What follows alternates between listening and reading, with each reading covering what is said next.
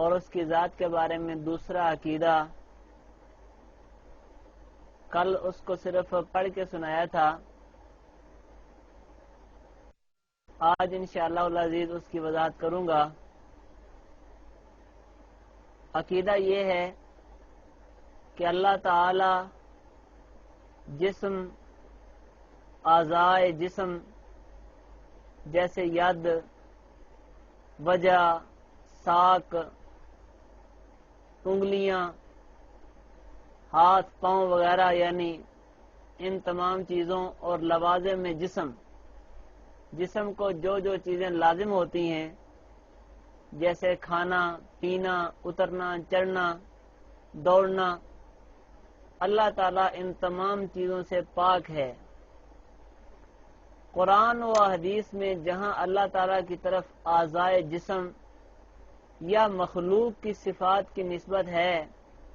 وہاں ظاہری معنی بالاتفاق مراد نہیں ہے، بلکہ وہ اللہ تعالیٰ کی بعض صفات کی تعبیرات ہیں. پھر سلف صالحین یعنی متقدمین کے نزدیک ایسی آیات صفات متشابہات میں سے ہیں،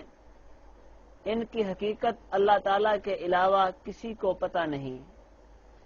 جبکہ متأخرین کے نزدیک ان کی حقیقت درجہ ظن اور گمان میں معلوم ہے، جس طرح کہ ید سے مراد قدرت اور اترنے سے مراد رحمت کا متوجہ ہونا ہے. یہ عقیدہ بھائیو ایک انتہائی اہم اور انتہائی حساس عقیدہ ہے. اللہ تبارک و تعالیٰ کی ذات عالی، نبی پاک صلی اللہ علیہ وسلم کا فرمان ہے کہ تم اللہ تعالیٰ کی ذات میں غور نہ کیا کرو، تم یہ نہ سوچا کرو کہ اللہ تعالیٰ کس چیز سے ہیں. اور ایک روایت میں آتا ہے کہ شیطان انسان کو کہتا ہے کہ یہ چیز دیکھ کس نے بنائی ہے، مثلا پھول کو دیکھ کس نے بنایا ہے، پھر پھول جس درخت کے اوپر لگا ہے اس کو دیکھ کس نے بنایا ہے، پھر درخت جہاں اگا ہے اس کو دیکھ کس نے بنایا ہے. جی میری آواز آپ تک آ رہی ہے؟ اور وہ پھول کا درخت جس چیز پر اگا ہے، جس زمین پر اگا ہے، اس کے بارے میں سوچ کہ وہ کس نے بنائی ہے. پھر انسان سوچتا ہے کہ یہ اللہ نے بنائی ہے، کہ یہ پھول کیسے اگا ہے، درخت سے اگا ہے، درخت کہاں پیدا ہوا ہے، زمین پر پیدا ہوا ہے، زمین کس نے بنائی ہے، اللہ نے بنائی ہے. انسان سوچتا ہے کہ اللہ وہ کس نے بنایا ہے. نبی پاک صلی اللہ علیہ وسلم نے فرمایا کہ جب انسان کا سوچ، جب انسان کا دماغ یہاں پر پہنچے اس وقت تم استغفر اللہ پڑھو اور تم اپنے ذہن کو روکو. گویا اللہ تعالیٰ کی ذات کے بارے میں اس درجے جو ہے وہ تجسس کرنا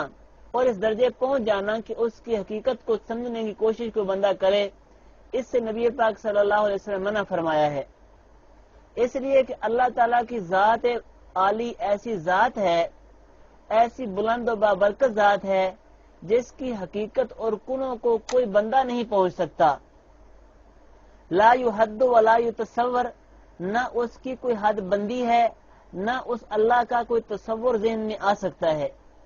اللہ تعالیٰ کے بارے میں یہ عقیدہ ہے کہ اللہ تعالیٰ موجود ہیں، اللہ تعالیٰ موجود ہیں، اللہ تعالیٰ کا وجود ہے. وجود کا مطلب یہ ہے کہ جس چیز کہ اللہ تعالیٰ وجود ہے، موجود ہے اللہ تعالیٰ. وجود کا یہ معنی قطع نہ سمجھنا جس طرح ہم کہتے ہیں جی ہمارا وجود ہے. ہم تو وجود کہتے ہیں نا جسے کو، جو جسم ہے ہمارا. جب اللہ کے بارے میں یہ کہا جاتا ہے کہ اللہ کا وجود ہے، اس کا مطلب یہ ہوتا ہے کہ اللہ موجود ہے، کیونکہ کائنات کی ہر چیز اللہ تعالیٰ کی موجودگی کے ساتھ ہی قائم ہے. اور لا موجود الا ہو، اللہ کے علاوہ کوئی چیز نہیں. لا معبود الا ہو، اللہ کے علاوہ کوئی معبود نہیں. لا مشہود الا ہو، اللہ کے علاوہ کوئی مشہود نہیں. یہ مشہور باتیں ہیں جو آپ عام طور پر جو ہے سنتے رہتے ہیں. تو اللہ تعالیٰ کا وجود ہے، یعنی اللہ ایسی ذات ہے جو اپنے وجود کے ساتھ قائم ہے. باقی اللہ تبارک و تعالیٰ کا کیا جسم ہے، اور جس کے بارے میں ہم کہہ سکیں کہ اللہ کا کوئی جسم ہو، تو قرآن اور سنت ہمیں بتاتا ہے کہ یہ عقیدہ رکھنا یہ گناہ کبیرہ ہے اور کفری عقیدہ ہے، اس لیے کہ اللہ تبارک و تعالی جسم سے پاک ہیں، کیونکہ جسم جو ہے وہ بنتا ہے خون سے، ہڈیوں سے، پانی سے، جسم ان چیزوں سے مرکب ہوتا ہے، جسم اعضاء سے مل کر بنتا ہے، اور دیکھو ہمارا جسم ہے یہ اعضاء سے مل کر بنا ہے، تو گویا ہمارا جسم یہ محتاج ہوا اعضاء کا، اگر اعضاء آپس میں نہ جڑتے ہمارا جسم نہ بنتا۔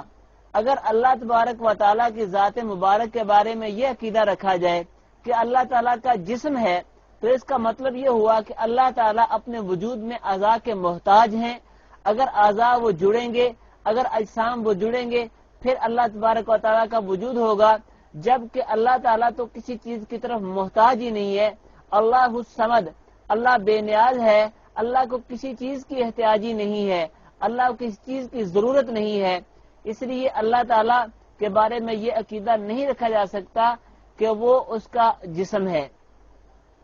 پھر جسم کے اندر طول ہوتا ہے، عرض ہوتا ہے، عمق ہوتا ہے، اللہ تعالیٰ ان تمام چیزوں سے پاک ہے۔ پھر جسم جو ہے وہ حادث ہوتا ہے، اللہ تعالیٰ حدوث سے پاک ہے، اللہ تعالیٰ کی ذات قدیم ہے، شروع سے اللہ تبارک و تعالیٰ آ رہے ہیں اور اللہ تعالیٰ ہمیشہ رہیں گے، پوری کائنات ختم ہو جائے گی لیکن اللہ تعالیٰ کی ذات جو ہے وہ ختم نہیں ہوگی۔ تو اللہ تعالیٰ کے لیے جب ہم نے جسم کی نفی کر دی کہ اللہ کے لیے جسم نہیں ہے، تو جسم میں جو چیزیں ہوتی ہیں، مثلا ہمارے جسم میں ہاتھ ہیں، پاؤں ہیں، آنکھیں ہیں، کان ہیں، سر ہے،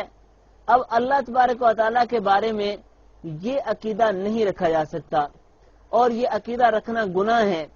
جو بندہ کہتا ہے کہ اللہ کے لیے ہاتھ ہیں وہ ناجائز ہے، اس لیے کہ قرآن پاک نے جہاں ید کا لفظ ذکر کیا ہے کہ مثلا اللہ تعالیٰ نے فرمایا انا بنینا السماء بأید، ہم نے ہاتھ سے آسمان کو بنایا، یا فرمایا اللہ تبارک و تعالیٰ نے کہ حضرت آدم علیہ السلام کو ہم نے اپنے دائیں ہاتھ سے بنایا، تو وہاں پر مراد اپنی خاص قدرت ہے کہ اس کے تحت ہم نے بنایا ہے، اور ید سے مراد قدرت حضرت عبداللہ بن عباس رضی اللہ تعالیٰ عنہ اس کا یہ معنی بیان کرتے ہیں۔ تو معلوم ہوا کہ اللہ تبارک و تعالیٰ کے لیے یہ اعضاء ماننا اور یہ کہنا ہاتھ، اسی طرح پاؤں اللہ تعالیٰ ان سے پاک ہیں، اللہ تعالیٰ جو ہے وہ پنڈلی سے پاک ہیں، ہم سماع میں سننے میں کانوں کے محتاج ہیں، اللہ تعالیٰ جو ہے سننے میں کانوں